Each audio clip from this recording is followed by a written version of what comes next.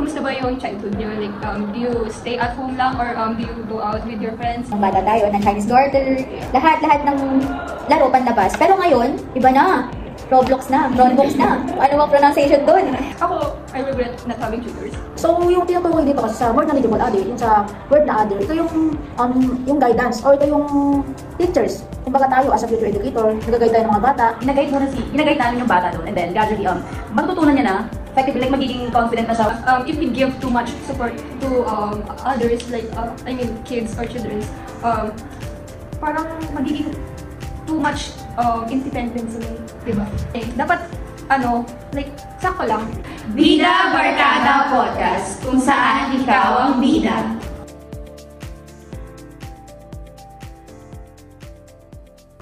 Hello everybody and welcome to Bida Barkada Podcast, kung saan ikaw ang bida. So the podcast where we talk about is about social and cultural on how we temporarily support a child's learning and until the support is gradually removed. So I'm Cedro, Jan SDG. I'm Esther Carmina. I'm Margaret Lovely. And I'm Ventura Jara. So today we're diving into the powerful ideas of psychology's Lev Vygotsky on how they mean and how they apply in real time.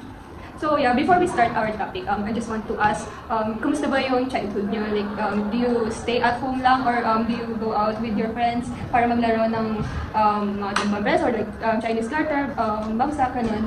Oh, nung bata ako, nalaro batang kalye na ako. Like, lahat siguro ng laro. Nalaro ko na dumang preso, Chinese Garter, piko, or sa mga pampaa, ang tawag doon yung ginaganon, yung gumagano ka sa tao.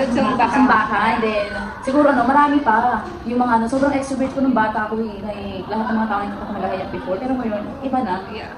Kayo gusto niyo kung ano?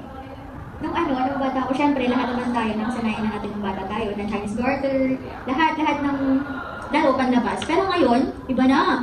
Roblox na. Ano ang pronunciation doon? So yeah, anyways, thank you for sharing. Gusto ko lang din i-ask, nung bata ba kayo, do you guys have tutor or like nag-comply ba kayo ng tutor or something? Hindi. Parents lang. Wala kami parent before. Ako, I regret not having tutors. So yeah, kaya ako ito din ako kasi naalala ko yung topic nung kay Lev Vygotsky. Yes, so, bakit nga ba natin pinag-uusapan? Yung about sa tutor. So, ano nga ba talagang pag-uusapan natin ngayon?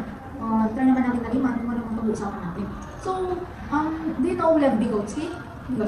Yeah. And Lev Vygotsky was a pioneering figure in psychologist. And why is he important?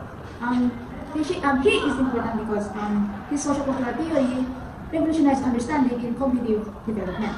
And there are 4 key concepts by Lev Vygotsky. So, first is ZPD or zone proximal development. So zone of proximal development. What is zone proximal development? This is the gap between what a child can do alone and what they can do with help of others. For example, teacher.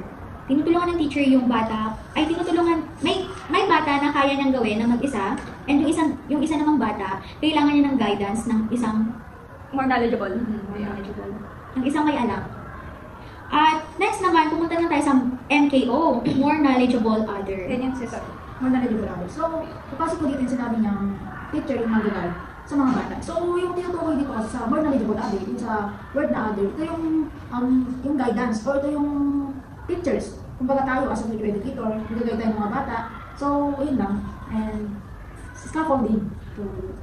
Scaffolding. Ang thoughts ko is scaffolding is ito yung mga ito yung mga support na binibigay dun sa mga kids na or children's na ZPD. I mean within their ZPD or zone of proximal development. Para maging more capable sila sa mga things or sa mga bagay-bagay. And tsaka pala yung si Vygotsky, ini-emphasize niya the role of language as a critical tool for thinking and learning. Yun. And paano nga ba ito, like, paano ba natin ito i-apply in real life? Do you guys have thoughts? Nakaraan, gumawa tayo ng roleplay. So, nag-example tayo ng isang tao at isang tao din naman. Yung isang bata na kaya niyang gawin na mag-isa, and tinatawag nilang independent yun. Yung isa naman, isang bata na kailangan ng guidance. Yun yung example na ginawa natin nung mga nakaraan. So yung sa sinabi mo kasi, pumapasok siya kay Piaget's theory and kay Vygotsky's theory. So yung kay Piaget's theory kasi, ano yun, yung batang sinasabi mo is independent na siya. Like, he didn't need ng guidance ng kung sinong nakakatanda sa kanya. Yeah. Like yung sa roll books natin, di ba ngayon? Tayo hindi mo ng bata. Yeah, they are more knowledgeable than us kapag dun sa mga things na yan. Yes, like yung Grow a Garden, alam nila ngayon kasi usok-uso siya ngayon. So yung kay Vygotsky theory naman. At yung batang need by guide. Like yung sa bicycle, mag-rate ng bicycle. Yung batang need ng guide. Kasi hindi kaya matutupagad ng bata kasi tutumba pa rin siya. So ayun, siguro need ng bata ng guidance pag nag-bike siya. So ayun, mas matututo siya pag kasi like turuan mo ng once and then kaya niya na yun. Matututo siya doon. So yes, before we dive into another questions, we want to take a break first. So yeah, see you. Give me some beat. Roadbox. Siya pala may ari na. Roadbox. Siya pala may na. Roadbox. Grabe no. Malatino. Panis. Hello everyone! Welcome back to Bida Barkada Podcast, kung saan ikaw ang bida. After natin pag-usapan ang Vygotsky theory, here are some questions. So first question, Jaira.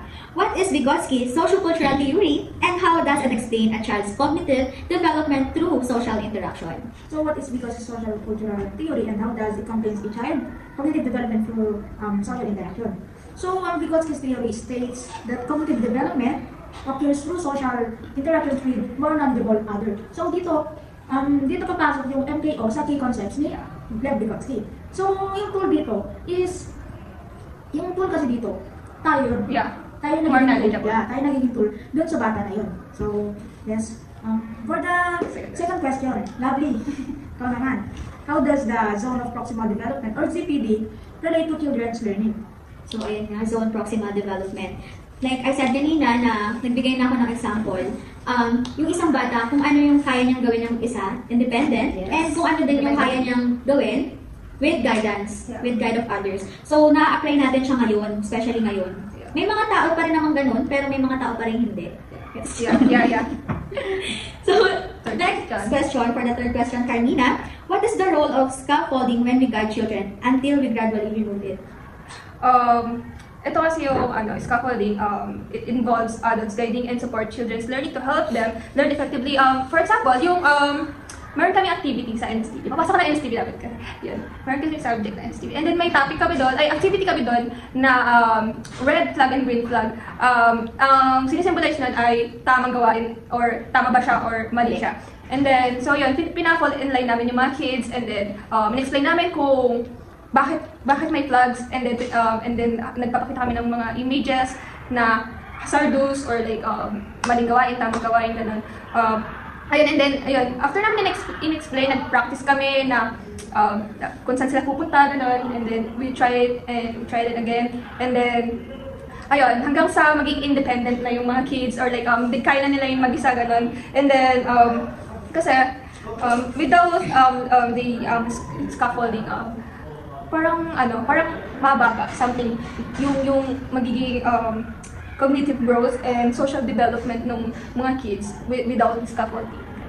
And for the next question is, do you think it is effective for children if we guide them only at first until they gradually learn to do things on their own? Yes, it's effective for children na turuan mo sila once and then let them na matuto by their own. Yeah. Kasi like sa riding ng bicycle, tuturuan mo yung bata and then let them na matuto by their own, like gradually remove the yes, the guide kasi hindi man Slowly, slowly lang, hindi yung naman. So tuturuan mo sila once or and then pag kaya na nila matuto by their own, kaya naman na yun like by independently, magiging independently sila like sa pag once na natuto na sila. They can ride it na anytime they want kasi they have knowledge na eh.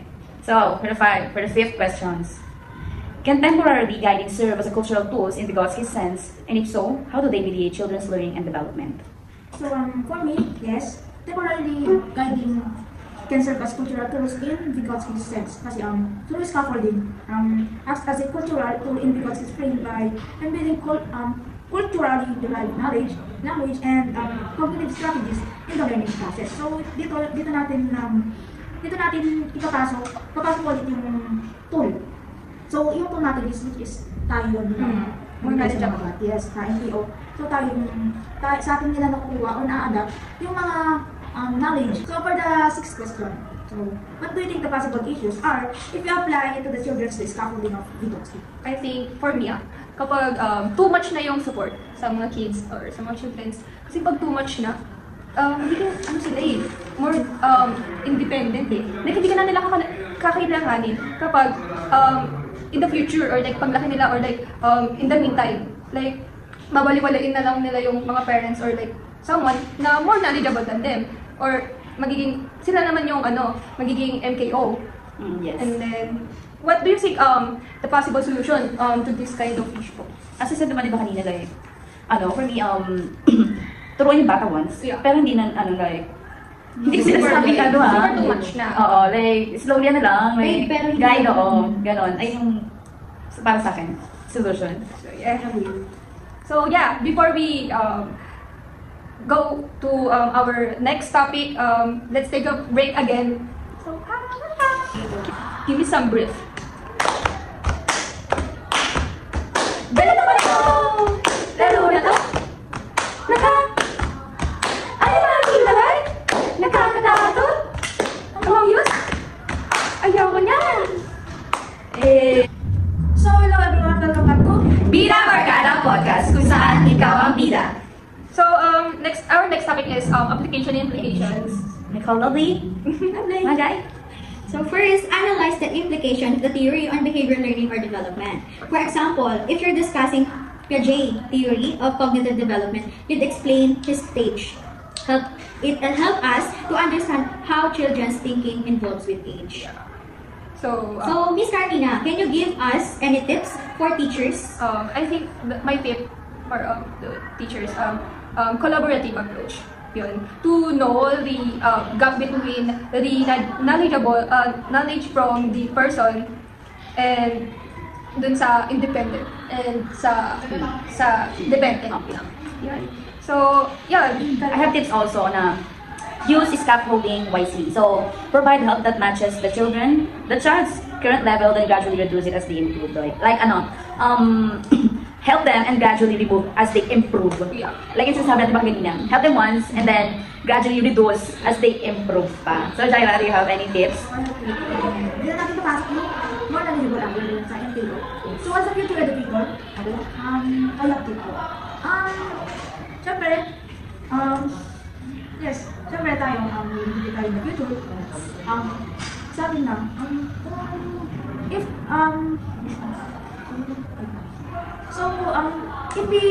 gusto nating makagay tayo ng more knowledge about sa skills natin, paano magturo, knowledge about future, syempre, lumapit kayo sa merong knowledge about sa pagtuturo. So, dito yung papasok na yung more knowledgeable.